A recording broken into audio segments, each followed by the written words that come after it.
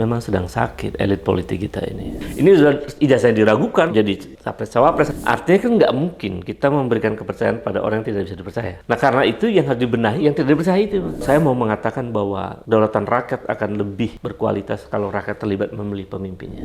DPR hanya sebagai stempel kekuasaan. Jadi ini yang harus dibenahi, bukan tiba-tiba merubah pilkada gitu loh. Kalau kemudian Prabowo-nya juga punya keinginan untuk pilkada itu dipilih di DPRD, berarti problemnya ada di Prabowo. Begitu kembali ke masa lalu ya kita mundur. Dan itu bencana besar buat masa depan Indonesia.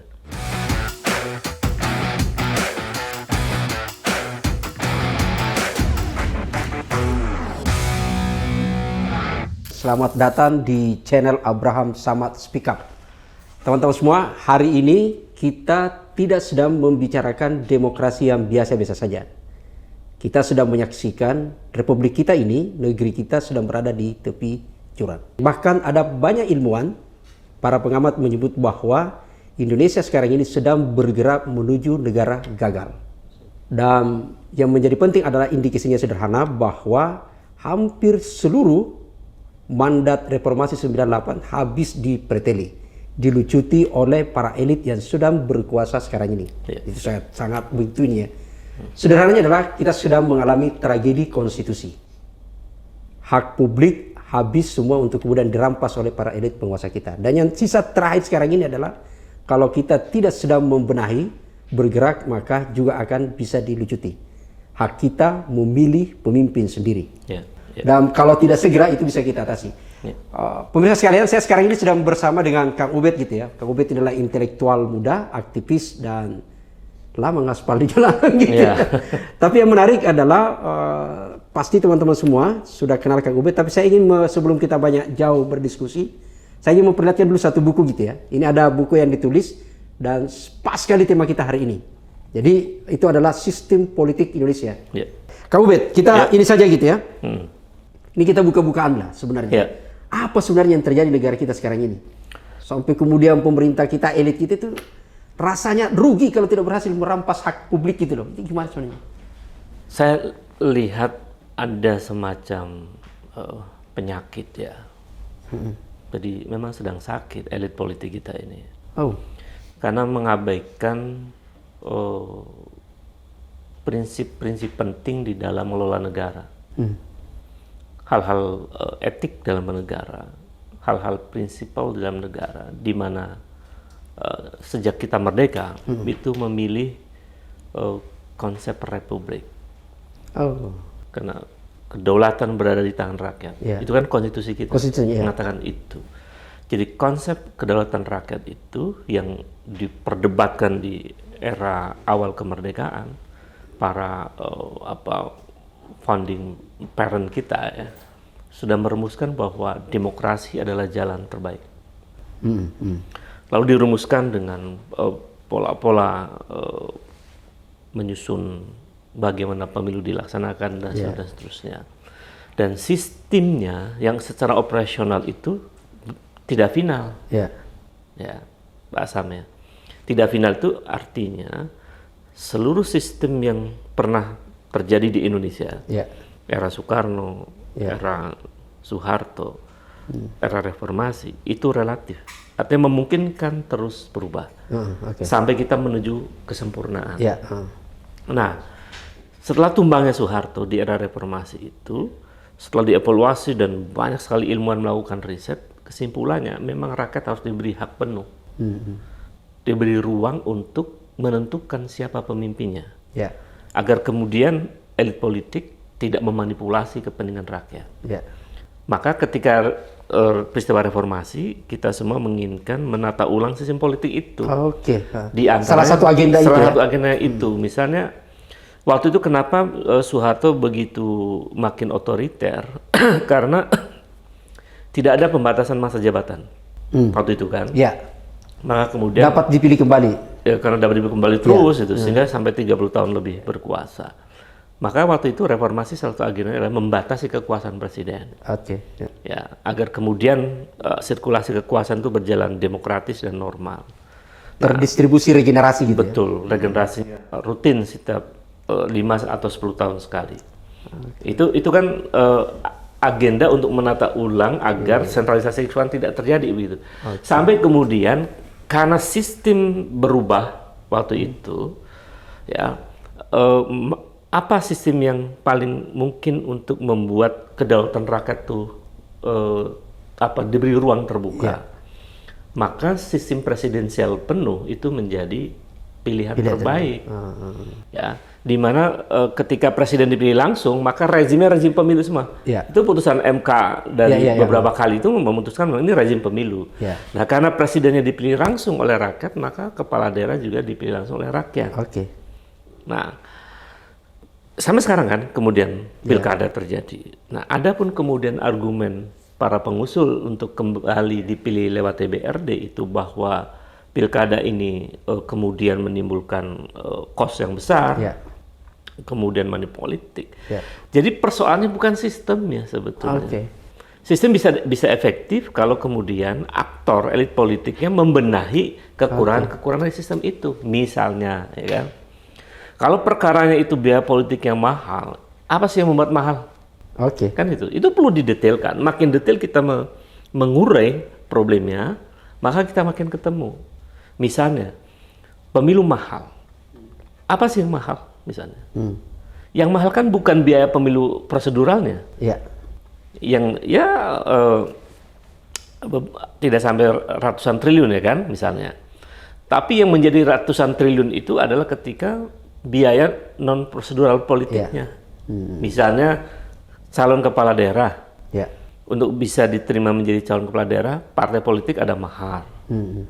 Jadi calon kepala daerah memberikan mahar kepada partai. Ini mahar-mahar ini mesti one rental gitu ya? Iya, kan itu jadi mahal. Jadi pertama membenahinya bukan pada langsung berubah sistemnya. Dalam situasi sekarang justru akan menciptakan instabilitas politik. Kalau langsung ekstrim ya. Berubah. Artinya Kang Ubed mau menyebut tadi itu bahwa yang gatalnya yang mana, yang digarutnya mana gitu? Iya, kira-kira begitu. Sama seperti sakit kepala diobati dengan obat mencret kan. Tidak ketemu gitu. Jadi makin kacau gitu. Jadi menurut saya dibenahi dulu. Saya melihat tidak ada ikhtiar untuk membenahi problem itu. Atau jangan-jangan itu sebenarnya adalah para elit memang keinginannya itu mengembalikan gitu ya, tapi alasannya tidak cerdas gitu loh. Menemukan cerdas karena kan gini. Bisa begitu ya. Karena kebetulan saya pernah nulis juga gitu loh. Saya sampai hari ini berada pada pakemnya adalah pemilu itu murah. Nah, saya bisa buktikan gitu loh. Saya bisa buktikan pilkada murah, pemilu murah.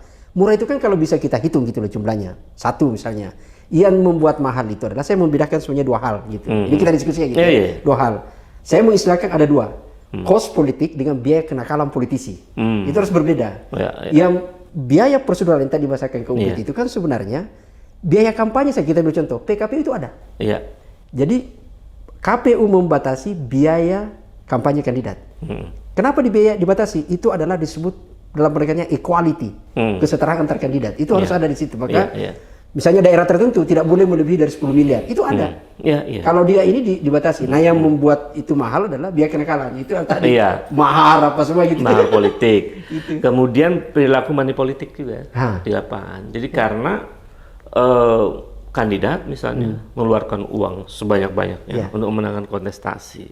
Dan ini merusak cara berpikir masyarakat juga. Akhirnya polanya transaksional kan. Ngasih uang baru bisa milih calon tertentu gitu.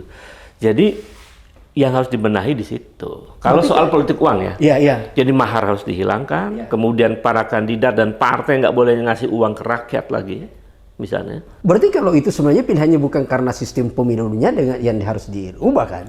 Bukan. Yang dirubah karakter elit politik. Yang memberikan uang gitu loh, kandidatnya gitu kan? Semua kepala daerah kan uang loh. Saya kalkulasi setiap pilkada di kabupaten tuh ya di atas 50 miliar misalnya. Dari kandidat itu ya. Itu belum yang lain. Uang kenakalan ya? Uang kenakalan itu. Jadi memang kalau persoalannya biaya politik itu harus dibenahi. Di saat yang sama penegakan hukum. Jadi Gakumdu kan di setiap pemilu pasti ada tuh di daerah-daerah itu. Penegakan hukum untuk bagian penanganan pemilu itu dilakukan. Kalau ada pelanggaran-pelanggaran. Jadi itu pertama itu soal argumen biaya mahal gitu ya. Kalau kemudian argumennya instabilitas, misalnya karena pilkada beda partai dengan presiden gitu ya. Iya. Kepala daerah tertentu dari PDIP, presidennya Gerindra, jadi nggak cocok. Nggak bisa itu argumen itu, karena konsep pilkada langsung itu sebetulnya itu konsep desentralisasi kan. Jadi ada, kan otonomi daerah. Otonomi daerah, ya betul. Jadi sebetulnya area-area daerah itu memang ada otonomi kepala daerah. Tidak harus kemudian atas perintah presiden untuk mengadakan atau mendesain tertentu di satu wilayah itu. Jadi ada kebijakan-kebijakan nasional yang memang boleh presiden melakukan intervensi langsung kepada pemerintah daerah, tapi ada area daerah yang memang mereka otonom. Iya. Jadi menurut saya tidak mungkin presiden itu ribut dengan gubernur kalau paham tentang konsep pemerintahan daerah, otonomi daerah. Undang-undang itu sudah ada sebenarnya. Ada semuanya. Ya, yang kedua, kalau presiden buat kebijakan yang rasional. Jadi nggak mungkin tidak bertabrakan dengan aspirasi publik itu di masyarakat dan tidak bertabrakan dengan daerah. Jadi makin rasional kebijakan pusat itu tidak mungkin akan berhadapan dengan pemerintah daerah. Jadi persoalan pemahaman otonomi daerah, lalu seberapa besar kebijakan pusat itu rasional. Itu jadi argumen tentang konflik daerah pusat tuh menjadi batal kalau untuk merubah pola pemilihan pilkada. Jadi tadi kan mereka ingin merubah pilkada ke DPRD itu argumennya karena biaya politik mahal, kan, dan lain-lain itu. Kemudian yang kedua tadi soal konflik kebijakan pusat dan daerah itu. Jadi menurut saya seluruh argumennya bisa dipatahkan sih sebetulnya. Nah, karena yang kita butuhkan itu sebetulnya adalah partai mesti berubah. Partai politik mesti berubah. Jadi bagaimana seluruh partai berkomitmen misalnya untuk memilih kepala daerah itu kan polanya dua ya. Ada selection sama election. Jadi ini kan kesalahan besar partai politik. Di seleksinya yang coba ada seleksi. Saya mungkin minim 1-2 partai mungkin ya. Minimalis sekali seleksi itu. Sehingga kira-kira kalau terjadi seleksi kemarin lolos sudah itu wapres gitu ya? Ya enggak lah. Jadi cara kita memilih pemimpin ini nggak ada seleksi yang serius untuk menseleksi calon pemimpin Republik ini. Pemilihan presiden? Iya. Kalau seleksi itu kan artinya ada seleksi tentang knowledge, tentang pemahaman tentang negara, tentang visi besar negara, misalnya tentang konstitusi, tentang demokrasi dan lain-lain. Itu diseleksi. Jadi seleksi pengetahuannya. Lalu perlu seleksi tentang attitude-nya, psikologisnya. Bagaimana mungkin kita mau memilih pemimpin yang mau memimpin hampir 300 juta penduduk Republik ini tanpa seleksi yang berkualitas. Jadi yang menyebabkan Indonesia ini juga rusak karena proses seleksi kepemimpinannya tidak dilakukan secara kualitatif. Jadi nggak ada tes tuh tentang wawasan kebangsaan misalnya. Yang ada TWK di KPK. KPK-nya TWK luar biasa. Saya ASN itu 200 soal mas kan untuk bisa menjadi ASN gitu. Oh iya? Iya. Ini sekarang calon kepala daerah, calon presiden nggak ada tesnya. Minimal tes dilakukan oleh partai politik. Syukur-syukur kalau ijazahnya asli. Ya ini sudah ijazahnya diragukan lo jadi capres-cawapres kan misalnya begitu. Jadi menurut saya seleksinya ini bermasalah. Ya. Begitu juga berlaku untuk calon kepala daerah. Jadi partai mesti ketat untuk mengambil keputusan bahwa calon kepala daerah harus lulus minimal 3 tes. Pertama tes tentang wawasan, kepemerintahan, kenegaraan dan lain-lain itu. Jadi knowledge dia, pengetahuan. Yang kedua adalah tes psikologi, ya, untuk mengetahui kualitas attitude-nya, karakteristiknya. Ya. Yang ketiga tes tentang manajerial. Layak nggak dia menjadi leader, menjadi pemimpin di daerah itu. Nah, itu kalau kemudian kan enak kalau lewat tes itu, nanti partai tinggal meranking. Jadi calon-calon bisa ikut tes secara equal, ya. Lalu hasil tesnya lebih terbuka ya, transparan. Lebih baik lagi kalau terbuka, itu keren banget. Terbuka, ini skornya sekian begitu. Jadi nanti diambil tuh, misalnya 3 peringkat untuk hasil tes yang knowledge ya. Artinya sebenarnya tuntutan yang paling mendesak sekarang ini adalah reformasi parpol. Iya. Untuk melakukan proses seleksi kandidat gitu ya. Karena kan kepala daerah. Bagaimanapun juga seleksi kandidat itu kan lewat partai politik, kecuali kan yang calon independen ya. Tapi kan seleksinya malah kita kalau independen. Iya betul. Calon independen bisa pakai lembaga psikologi terapan yang diadakan oleh misalnya KPU atau lembaga independen lainnya. Jadi ini soal seleksi ini penting menurut saya, karena itu nanti mempengaruhi seluruh proses tata kelola pemerintahan di seluruh Indonesia. Sorry Kang Ubed, saya tiba-tiba teringat ya, dalam Undang-Undang Parpol dan Pemilu itu kan sebenarnya disebutkan bahwa memang agak terlalu abstrak ya. Jadi kalau mekanisme rekrutmen calon anggota legislatif itu kan jelas tuh. Meskipun masih belum menyebut bahwa dia syaratnya kader, berarti kan ada KTA gitu ya. Tapi kepala daerahnya disebut rekrutmen dilakukan secara demokratis. Demokratis ini tiba-tiba. Demokratis kan berarti begini ya. Jadi partai itu membuka peluang terbuka kepada calon kepala daerah. Baik dari internal maupun dari eksternal.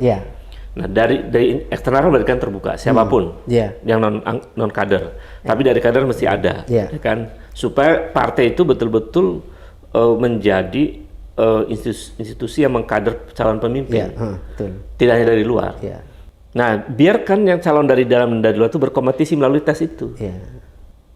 Tes akademik, semacam akademik video knowledge, lalu psikotesnya. Jadi nanti gabungan antara 3 tes itu, kemampuan akademik, kemampuan psikologis, kapabilitas leadership, itu nanti di ranking mereka. Nah, nanti peringkat-peringkat tinggi itu yang menjadi calon kepala daerah gitu ya? Yang diajukan. Kayak waktu konvensi dulu Demokrat. Iya, kalau konvensi kan gitu lebih ke terbuka ya, penilaian ini. Penilaian dari juri ya di situ ya, dari panelis begitu. Nah, kalau itu menurut saya dengan cara seleksi yang ketat itu akan melahirkan pemimpin yang hebat. Saya yakin itu. Sehingga siapapun yang akan menjadi kepala daerah dia telah terseleksi dengan baik. Sudah terseleksi sekarang ini gitu ya. Nanti di ujung sebelum dia resmi dicalonkan oleh partai, dia mesti buat kontrak politik untuk berkomitmen menjalankan kepemimpinannya dengan baik, tidak korupsi dan macam-macam itu.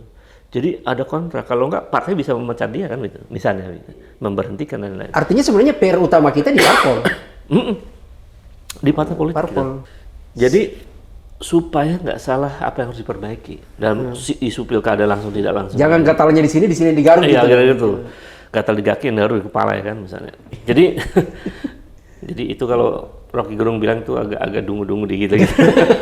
Jadi maksud saya kita coba secara tenang gitu ya. Lalu teliti apa sih faktor-faktor penyebabnya. Jadi reformasi di tubuh partai dalam seleksi calon pemimpin itu sangat penting. Nah, baru itu melakukan proses election di internal partai, bisa saja election di internal partai. Misalnya gini, hasil seleksi yang secara 3 poin itu tadi, ada 5 kandidat calon kepala daerah yang peringkat besar dari 50 calon misalnya. 5 besar ini pemilu di internal partai, bisa saja. Pemilu raya di internal partai, ya kan? Dari DPD sampai DPC sampai pengurus-pengurus itu, nah hasil pemilu raya disandingkan dengan hasil seleksi yang itu. Mana yang paling bagus itu? Berarti sama lah dengan agak mirip ya pemilu internal gitu. Iya. Gitu. Jadi pemilu internal nanti bisa saja calon kepala daerahnya itu adalah yang seleksi kualitatifnya lebih bagus, sementara wakilnya adalah yang terbaik dari seleksi internal itu, pemilihan internal. Itu akan keren menurut saya. Kalau itu dilakukan, sehingga tidak ada urusan mahar itu, tapi betul-betul berkualitas, dan itu akan dibuat komitmen, kontrak politik dengan partai yang sangat ketat. Artinya sebenarnya kalau kita bicara agenda reformasi, agenda penataan sistem perundang-undangan kita, maka berarti harusnya DPR menjadikan prioritas pembahasan adalah revisi undang-undang parpol. Iya, parpol mesti ini. Termasuk soal akuntabilitas partai dan karena kan ini parpol yang selama ini banyak disorot, yang akuntabilitas pendidikannya, akuntabilitas keuangannya, apa semua kan tidak pernah gitu ya. Semua. Jadi memang itu nanti berdampak juga soal seleksi calon presiden. Supaya kita nggak kecelakaan terus dalam soal memilih presiden wakil presiden itu. Jadi kan panjang. Jadi itu yang mesti dibenahi untuk memperkuat kedaulatan rakyat sebetulnya. Jadi konsep kedaulatan rakyat itu betul-betul harus diterjemahkan secara operasional sampai kita menghadirkan pemimpin yang berkualitas. Nah, dari situ baru mereka disandingkan untuk mendaftar ke KPU kan. Itu bayangkan Kalau semua partai melakukan itu, kita akan siapapun yang akan jadi kepala daerah akan yang terbaik. Artinya sudah proses internalnya udah seleksinya bagus. sudah selesai, sisa electionnya gitu kan? Karena sudah bagus-bagus, ya siapapun yang menang nanti akan bagus. Oke. Begitu juga dalam pemilihan presiden. Sama itu. Bukan kemudian mengutak-atik gitu ya. Karena kan banyak netizen yang menjawab begini, Kak Ubed. Jadi proses yang sekarang ini wacana yang hampir pasti kuat sekali karena kan mayoritas ini kan gerbongnya sudah sangat besar mereka ya, sisa satu partai yang tidak setuju gitu kan. Itu kan menyebut bahwa kalau ini terjadi, maka ini kan sama ketika memindahkan kotak suara yang biasanya di bawah pohon, di bawah kolom rumah, dekatlah dari masyarakat gitu ya. Itu kemudian dipindahkan masuk ke DPR. Mejanya para elit gitu. Dan bahkan ada menyebut ini meja judi gitu loh. Gitu. Dan potensi kong-kaling-kongnya lebih tinggi juga para elit kan. Jadi perlu ada mekanisme baru yang ruang gelap di situ kan gitu. Yang bisa mengontrol DPRD siapa gitu, mengawasi dan semuanya. Itu perlu ada mekanisme. Itu ada alternatif yang memungkinkan itu ya. Tetapi saya mau mengatakan bahwa kedaulatan rakyat akan lebih berkualitas kalau rakyat terlibat memilih pemimpinnya. Tidak lewat DPRD. Meskipun DPRD itu juga tidak bisa disalahkan dalam demokrasi ya. Itu kan representatif demokrasi begitu. Nah, saya kira itu yang perlu dibenahi diantaranya. Ya, kemudian soal kalau kemudian ingin mencoba untuk melihat pilkada yang sekarang terjadi di Indonesia ya Bung Sam ya. Sebetulnya gini. Indonesia itu, saya mau katakan tadi sekali lagi, bahwa sistem yang sekarang kita lakukan itu belum sempurna. Jadi kita semua sekarang menuju kesempurnaan. Artinya tangganya kan gini nih, kita belum sampai di tangga atas. Gitu. Jadi tapi jangan kembali ke tangga sini. Jangan kembali ke bawah, betul. Jadi harus terus dibenahi. Ya. Cara membenahi itu misalnya kita mesti lihat secara objektif kondisi pilkada di Indonesia. Pola-polanya, praktiknya, dan lain-lain. Misalnya, sebetulnya tidak seluruh daerah itu ada pilkada, Mas. Jadi kita bisa membangun satu sistem baru dalam pilkada. Kalau Papua kan kalau kita mau lebih dalam begitu ya, pendekatan kultural, sosiologi politik begitu, ada istilah yang bisa diterima, namanya asymmetric election. Jadi pemilu asimetris. Untuk daerah-daerah tertentu. Misalnya DKI Jakarta itu, kan memang tidak semua pilkada. Gubernurnya dipilih langsung rakyat, tapi wali kota ditunjuk. Jogja tidak ada. Jogja tidak ada pilkada. Ya kan? Papua punya ada mekanisme sendiri melalui Majelis Musyawarah Rakyat Papua. Jadi itu pilkada asimetris. Itu memungkinkan. Tapi kan kita perlu argumen. Mengapa DKI Jakarta asimetris? Bahwa yang menggunakan pola DKI, ya khusus DKI saja. Tapi yang menggunakan pola seperti Jogja kan hanya Jogja. Itu kan karena kan berkaitan dengan sistem kelembagaan pemerintahan di daerahnya kan. Iya, ada sejarah di situ, ada faktor-faktor budaya dan lain-lain. Kalau secara rasional ya begini, di daerah yang tingkat pendidikannya berkualitas dan tinggi, mungkin pilkada langsung akan lebih bagus. Karena akan melahirkan pemimpin yang cenderung lebih berkualitas. Masyarakatnya sudah rasional. Misalnya begitu. Di daerah yang tingkat pendidikannya mungkin rendah begitu, maka pemilihan melalui representatif sistem perwakilan mungkin bisa dilakukan. Tapi menurut saya ini jadi sistem kita menjadi asimetris. Tidak serentak. Jadi debat. Cuma kan menjadi menarik orang kemudian mendiskusikan pertanyaannya sekarang ini kan semuanya daerah mana lagi yang belum pilkada selain Jogja gitu ya, DKI dan itu kan bukan karena tingkat pendidikan karena itu kan kekhususan. Iya, daerah khususnya struktur kelembagaannya, kedudukan daerah itu kan berbeda gitu ya. Jadi makanya saya mau mengatakan tidak ada lagi dong gitu. Mau mengatakan bahwa pilihan utama adalah pilkada langsung. Artinya rakyat memilih langsung pemimpinnya. Itu terbaik. Dalam seluruh argumen teoretik dan riset semuanya. Pilihan kedua, asimetrik pilkadanya. Jadi tidak semuanya dipilih langsung. Kalau itu daerahnya masih terbelakang. Iya, terbelakang dan lain-lain. Ada kesulitan faktor kultural dan semacamnya. Itu memungkinkan. Dan itu harus diregulasi. Harus diregulasi. Bahwa dibenarkan pilkada asimetris itu. Kang Ubed baca enggak ke dalam sisi, saya itu suka di belakang layar, mengungkap di belakang layar gitu ya. Iya. Apa sebenarnya tiba-tiba bola ini bergulir? Apa Nah, sebenarnya iya terjadi benar. gitu? Itu tuh penting. Karena kan kalau dia menyebut bahwa biaya mahal, saya ingin coba kita ini ya. Kalau bicara korupsi sistemik, itu adalah salah satu bagian dari naskah akademik dari pilkada DPRD dibawa menjadi pilkada langsung. Jadi jawabannya adalah supaya tidak ada korupsi dibawa ke pilkada langsung. Lalu kemudian mahal, kalau mahalnya kan tadi sebenarnya ada beberapa yang sudah dibenahi. Alat peraga bahkan sudah ditanggung negara dan macam-macam gitu. Jadi, tapi ini kan tiba-tiba muncul. Siapa sebenarnya aktor di situ gitu loh? Apa? Ya aktornya 4 partai itu lah. Bahkan Gerindra, Golkar ya. Paling getol kayaknya Golkar ya.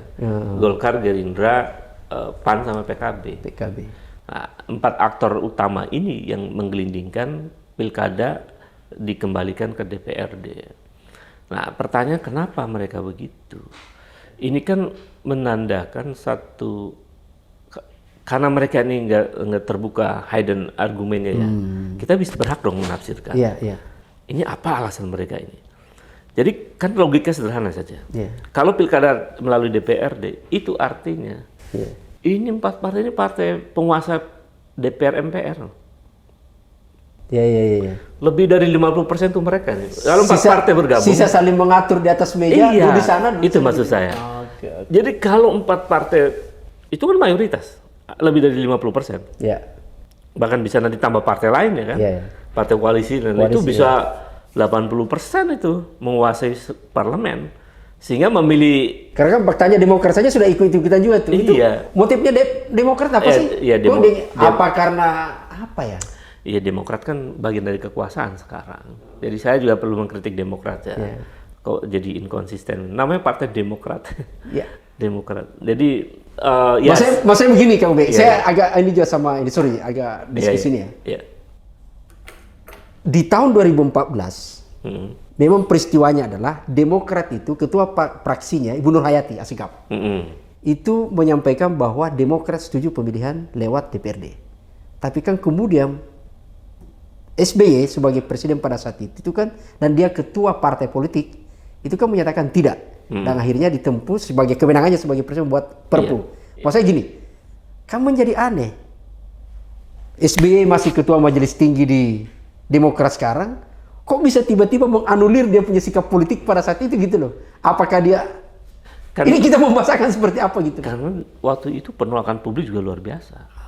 Demonstrasi di mana-mana. Di daerah-daerah, di mana dan banyak yang bermarah di DPR kan? Iya, NGO semua juga marah. Ya kita semua mengkritik. Jadi menurut saya hal-hal yang perlu dibenahi memang di ranah elit. Ya. Nah, misalnya gini, kita mau menangkap apa di balik mereka untuk mengembalikan pilkada di DPRD itu. Kan logika sederhana tadi ya. Mereka mayoritas. Kalau mayoritas mereka, artinya seluruh kepala daerah adalah orang-orang mereka. Lebih mudah menjaga kekuasaannya. Mereka berasumsi akan mudah diatur oleh pusat. Padahal persoalannya bukan sesederhana itu. Ini soal otonomi daerah. Siklus ekonomi kita masih belum seharusnya seidealnya dari otonomi daerah. Fiskal kita, distribusi ekonomi kita dan lain. Kan otonomi daerah itu sebetulnya dimaksudkan menurut tafsir saya ya, diantaranya adalah untuk membuat daerah itu lebih sejahtera, Bung. Kan itu semangatnya. Tujuan dari otonomi daerah gitu. Dulu kan mendekatkan pelayanan publik lalu kemudian sejahteranya. Dulu kan merasa bahwa tidak adil daerah diambil kekayaan alamnya tapi yang kaya pusat itu. Sementara daerah tetap miskin. Maka kemudian usullah otonomi daerah itu. Begitu otonomi daerah dijalankan, sekarang rakyat masih miskin, misalnya begitu. Berarti kan problemnya ada distribusi ekonomi yang keliru di situ. Jadi belum sampai tujuan otonomi daerah tercapai, keburu mau dirubah lagi kayak gini. Saya khawatirnya justru daerah bilang begini, memang pusat itu tidak pernah ikhlas dengan kami ya. Nah itu, kalau itu kemudian terjadi kan jadi menimbulkan potensial terjadi potensi sekali untuk itu. Jadi menurut saya ya ada udang di balik di balik batu bahasanya ya. Itu kemungkinan, dan kita berhak menafsirkan itu. Karena alasan mereka yang disampaikan ke publik itu semua bisa dibantah. Dengan argumen-argumen yang bahkan lebih ilmiah begitu untuk itu. Dan tidak ada argumen lain. Nah, argumen lain yang disembunyikan itu kita kan berhak menduga ya, menganalisis. Bisa jadi karena ingin seluruh kepala daerah adalah orang-orang mereka. Ini kan artinya penyeragaman politik dan itu bukan demokrasi. Jadi ada problema di situ ya. Maka 4 partai ini menurut saya perlu diuji. Perlu dikritik dan lain-lain. Karena kan gini, ini sebenarnya kan kita juga di sini ada riset gitu ya, kecil-kecilannya, yang kemudian mencoba mengkaji apa sih sebenarnya sampai kemudian tiba-tiba muncul istilah, muncul wacana ini kembali gitu. Kan kita misalnya tadi pertama menyebut soal mahal, itu kan tidak ada satupun yang bisa membenarkan gitu ya. Lalu kemudian menyebut soal otonomi daerah, tadi Kang Ubed sudah menjelaskan itu tidak bisa gitu ya. Lalu kemudian ada yang lebih menggelitik kita adalah ketika publik itu bertanya gini, belum selesai satu persoalan, 10 tahun terakhir, bahkan 15 tahun terakhir gitu ya, DPR dan DPRD termasuk partai politik, kalau kita bertanya survei itu kan, datanya kita coba bongkar, lembaga yang paling tidak dipercaya publik, itu kan partai politik, DPR dan DPRD, paling tidak dipercaya. Ya, polisi. Berkepolisian kayak gitu. Terus pertanyaan yang kedua adalah lembaga terkorup, itu kan selalu kulat tuh. Mereka lagi konsisten gitu loh. Jadi kok bisa mereka bicara untuk memilih pemimpin kita, tapi pada saat bersama kan kita tidak percaya mereka nih. Itu gimana? Artinya kan nggak mungkin kita memberikan kepercayaan pada orang yang tidak bisa dipercaya, ya kan? Nah karena itu yang harus dibenahi orang yang tidak dipercaya itu. Bagaimana institusi yang tidak dipercaya itu menjadi dipercaya kan? Gitu. Saya cermati juga beberapa riset terakhir ya. Itu rakyat itu hanya percaya penuh kepada institusi negara, ya, MPR, DPR, Presiden, dan lain-lain itu, polisi, itu nggak nyampe 25%. Kepercayaannya? Iya. Kepercayaan yang betul-betul percaya betul tuh nggak nyampe 25%. Yang disebut dengan sangat percaya itu tidak sampai 20%. Rakyat itu percaya, Mas? Iya. Bahwa uang saya habis dipakai menggaji mereka? Nah, itu.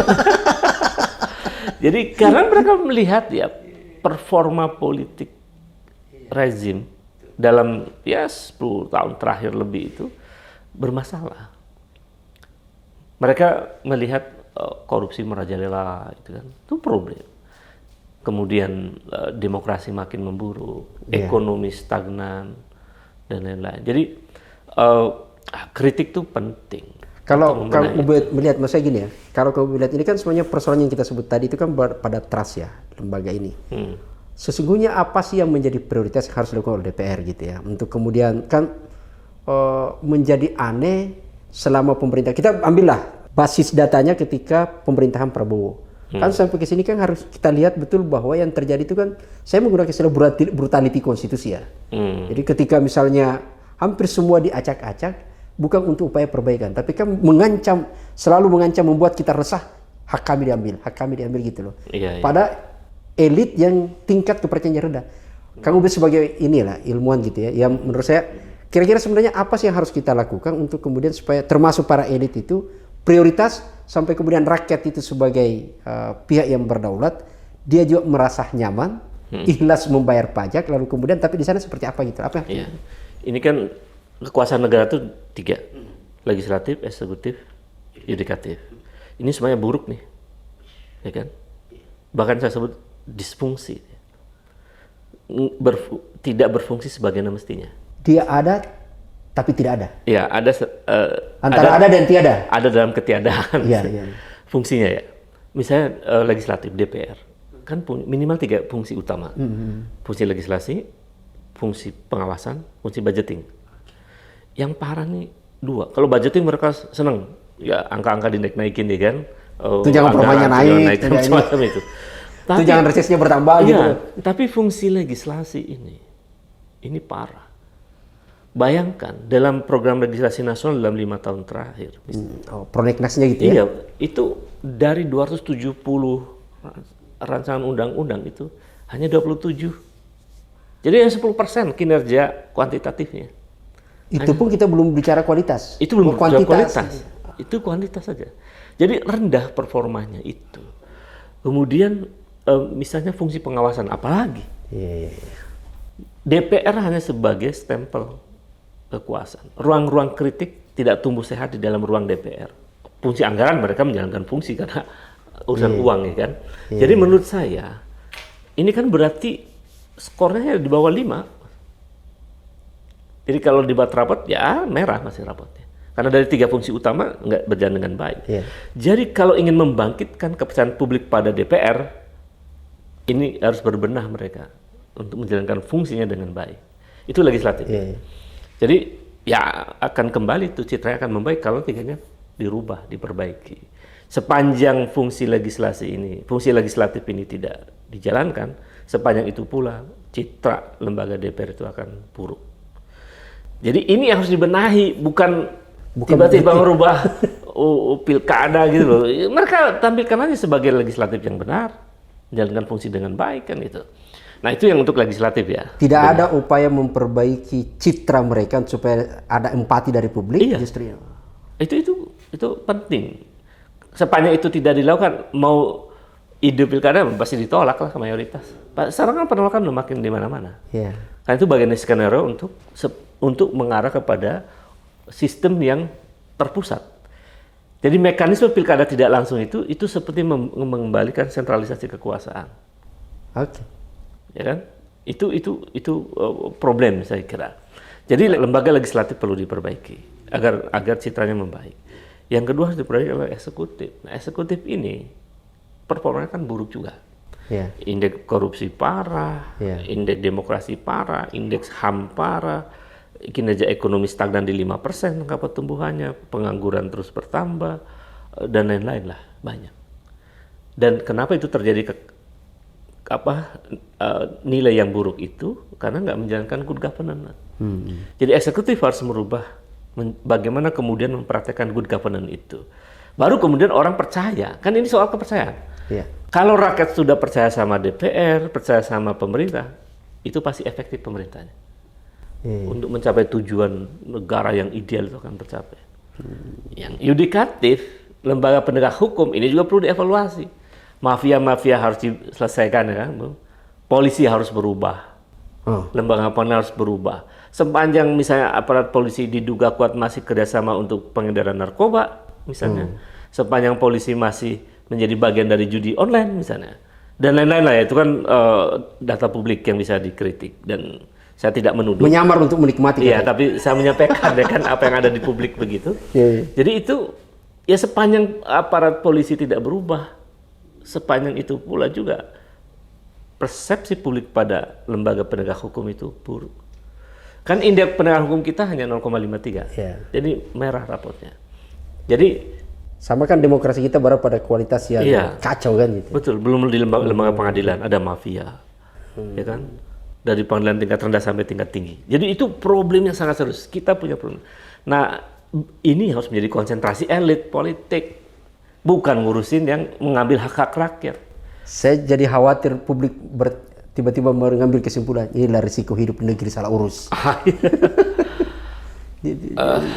Ini negara ini memang negara udah sakit ya. Jadi udah sakit. Jadi kalau misalnya ya, kita inilah berandai-andai gitu ya. Tapi kan melihat dari realitas politiknya, koalisi gemuk Kim Plus ini, itu kan sepertinya kalau tidak bergerak kita, itu kan hampir pasti gitu ya. Kalau kita tidak bergerak, makanya menyebut orang itu adalah negara gagal gitu. Pada posisi itu, sesungguhnya dampak yang paling mendekat nih, yang paling terasa bagi publik kalau ternyata pemilihannya diambil alih ke DPR gitu. Akan terjadi instabilitas. Dari soal struktur korupsi sistemik itu kira-kira gitu. Korupsi akan makin merajalela, instabilitas politik akan terjadi, hak-hak rakyat banyak yang diputus, dipotong gitu. Karena ini semuanya elit pekerjaannya. Kemudian citra Indonesia di mata internasional sudah makin buruk. Kalau indeks demokrasi kita makin memburuk, itu pasti ekonomi kita akan buruk. Jadi jangan dikira ngomongin pilkada ini tidak hubungan dengan ekonomi. Karena kan investor kan itu. Kan investor itu akan udah banyak risetnya itu. Investor yang sehat, yang punya uang banyak itu akan investasi di negara yang ada jaminan demokrasi yang sehat. ini kan demokrasi makin nggak sehat jadi. Iya. Saya kira ini termasuk Prabowo, saya kira perlu diingatkan, perlu paham ini. Kan Prabowo ini menjadi kunci. Kalau Prabowo bilang tegur tuh Gerindra nggak jadi nih ya. Jangan lakukan perubahan pilkada ya. Cukup Prabowo aja ngomongin panggilnya Pak partai itu. Cuma persoalannya kan Prabowo yang genit ini kan sama ini gitu. Kalau berarti harapan kita ini di masyarakat civil society ya? Iya, kalau kemudian Prabowo-nya juga punya keinginan untuk pilkada itu dipilih di DPRD, berarti problemnya ada di Prabowo. Dan civil society kita akan terus mengingatkan dan mengkritik. Ini berbahaya. Dalam situasi sekarang dunia global yang makin luar biasa dan demokrasi kita makin memburuk, kalau mencoba mengotak-ngatik dan memotong rantai hak-hak rakyat, kemungkinan instabilitas akan terjadi, instabilitas politik. Dan yang rugi negara, yang rugi Prabowo. Kalau ternyata itu yang saya sebut tadi, kalau ternyata nih pilkada sukses nih, kan jangan-jangan justru naik ke pilpres juga seperti itu. Iya, dan kan skala besarnya begitu. Yang saya mau sebutkan kan ada agenda tuh yang dikampanyekan 2 periode kan gitu. Iya. Paket 2 periode, jangan-jangan targetnya itu gitu gimana tuh? Jadi kalau pilkadanya kemudian berubah lewat DPRD, ini kan rezimnya akan berubah. Ya, okay. Maka lama-lama nih targetnya untuk merubah amandemen konstitusi. Pilpres kembali melalui MPR. MPR. Kalau begitu kita mundur. Berarti uji kembali ke masa lalu. Uji kompetensi. Udah nggak berlaku lagi, udah kacau itu, udah kacau. Begitu kembali ke masa lalu ya kita mundur, dan itu bencana besar buat masa depan Indonesia. Artinya posisi yang paket agenda 2 periode itu dengan paket yang akan sama, lebih mudah mereka. Akan lebih mudah. Lebih mudah. Peluang Papa itu gimana tuh? Ya kan tergantung sama calon presidennya, kan satu paket juga. Oke. Jadi bisa naik lagi. Maksudnya Kang Ubed sebagai pengamat politik itu melihat enggak satu rangkaian ini yang sebenarnya kalau dirunut ya, ilustrasinya itu kan pernah ada satu aspirasi, politik mahal, itu kan argumentasi gitu ya. Tiba-tiba kemudian ada deklarasi 2 periode, apakah ini bagian yang memang sudah terkonsolidasi secara sistematis untuk ke situ gitu? Kita bisa menafsirkan itu. Ini skenario besar untuk mengembalikan sentralisasi kekuasaan, di mana pemilihan presiden kembali ke MPR dengan berbagai alasan yang mereka kemukakan. Kepentingan sesaat untuk mengamankan paket ini. Iya, dan itu artinya ya ide 3 periode itu berjalan yang sebelumnya. Iya. Karena Putra Mahkota akan terus jadi Wapres. Iya. Sampai 2000 misalnya 2029, 2034. Dan itu bisa jadi presiden. Terus gitu ya. Jadi ini rusak negara ini. Jadi perlu memang kita bersuara keras untuk soal ini. Oke, ini luar biasa, kita saksikan semua diskusinya ini ya. Jadi poin pertama saya ingin menjadi catatan saja bahwa demokrasi kita sekarang ini sebenarnya bukan hanya pingsan gitu ya. Bukan pingsan gitu loh, dibunuh. Iya. Dibunuh oleh dan bukan orang asing gitu ya. Iya. Yang selama ini gitu ya. Tapi ternyata adalah elit kita sendiri gitu ya. Sehingga teman-teman semua, satu pesan saya sebenarnya, mari kita bergerak, jangan menjadi penonton dalam negeri kita sendiri. Bagikan video ini kepada grup Anda semua, karena itu penting, nyatakan bahwa Indonesia tidak tidur. Kita ada dan kita kawal demokrasi kita. Sampai jumpa pada edisi berikutnya.